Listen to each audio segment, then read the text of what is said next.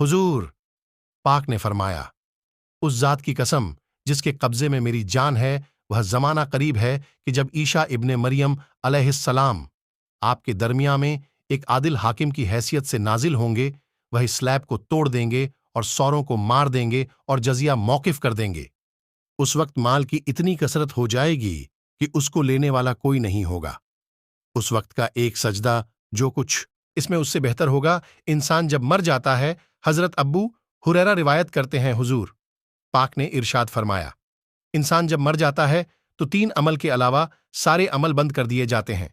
یہ ہے جاری رہنے والا صدقہ جس کا ثواب اس کو ملتا رہے گا، دوسرا وہ علم جس سے کوئی فائدہ اٹھائے، تیسرا اس کی نیک اولاد جو اس کے لیے دعا کرتی رہے جس سے اس کو ثواب ملتا رہے گا۔ ایک مرتبہ ایک عورت کا بچہ گم ہو گیا۔ وہ عورت اپنے بچے کو قافلے میں ڈھونڈتی پھر رہی تھی اور وہ عورت اس بچے کے بارے میں ہر کسی سے پوچھتی پھر رہی تھی۔ آخر وہ بچہ اس عورت کا جگر کا ٹکڑا تھا اور اس عورت کا بچہ اس کو مل گیا۔ اس عورت نے اپنے جگر کے ٹکڑے کو لپک کر سینے سے لگا لیا، مگر اسے یقین نہ آتا تھا۔ وہ اسے بار بار دیکھی اور خوب پیار کرتی، اور ہر شخص اس عورت کی کیفیت سے متاثر ہو رہا تھا۔ اور اسی وقت پر آپ صلی اللہ علیہ وسلم نے صحابہ کرام سے فرمایا، کیا خیال ہے تمہارا؟ یہ عورت اپنے بچے کو آگ میں ڈال سکتی ہے؟ سب نے عرض کیا، نہیں، یہ اپنے بچے کو آگ میں کبھی نہیں ڈالے گی، کیونکہ اسے اپنے بیٹے سے بے پناہ محبت ہے۔ آپ صلی اللہ علیہ وسلم نے یہ سن کر ارشاد فرمایا، اللہ تعالیٰ کو اپنے بندوں سے اس سے بھی کئی گنا زیادہ محبت ہے۔ اللہ تعالیٰ کبھی نہیں چاہتا اس کے بندے آگ میں جلے۔ طویل تقریر بھی محبت الہی کے بارے میں وہ اثر پیدا نہیں کر سکتی تھی جو آپ صلی اللہ علیہ وسلم کے پھکرے نے اس ماحول میں پیدا کی۔ حضور پاک نے قیامت کی نشانیاں میں بتایا کہ وقت بہت جلدی گزرے گا، عمل کام۔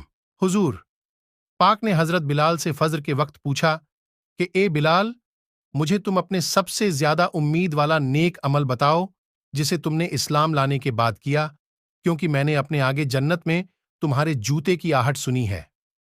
حضرت بلال نے عرض کیا، میں نے تو اپنے نزدیک اس سے زیادہ امید والا کوئی کام نہیں کیا کہ جب رات یا دن میں وضو کیا تو اس وضو سے نفل نماز پڑھ لیتا ہوں جتنی میری تقدیر میں لکھی ہے۔ ایک دیہاتی نے مٹی کے گارے سے اپنا گھر بنایا۔ اس گھر میں اس نے 7 مصلی کی ایک چھوٹی سی مسجد بنائی، کیونکہ اس کے ساتھ بیٹا تھے۔ کام مکمل ہو گیا تو اس نے اپنے بیٹوں کو بلایا اور کہا، میں چاہتا ہوں کہ مسجد کی لپائی جنت کی مٹی سے کرو، تم سب بھائی جاؤ، جنت کی مٹی تلاش کر کے لاؤ۔ حضور پاک نے ارشاد فرمایا، میں نے ایک خواب دیکھا اور اس خواب میں ایک شخص کا سر پتھر سے کچلا جا رہا تھا، اور اس کے بارے میں پوچھنے پر پتہ چلا کہ وہ حافظ ایک قرآن ہے جس نے قرآن مجید کو چھوڑ دیا اور جو فرض نماز پڑھے بغیر سو جاتا تھا۔ آج کل تو رواج چل پڑا ہے کہ نماز چھوڑنے کا کوئی بھی نماز نہیں پڑھتا۔ ہر کوئی بے نمازی نظر آتا ہے کسی کے دل میں۔ اللہ جب سخت ناراض ہوتا ہے، جب تم ان کو دیکھو تو سمجھ جانا اللہ تعالیٰ ناراض ہے۔ اول اولاد کو، خاص کر بیٹی کو گالی دینا، دوسرا دل میں بغض رکھنا اور مہمان کو دیکھ کر منہ بنانا اور اذان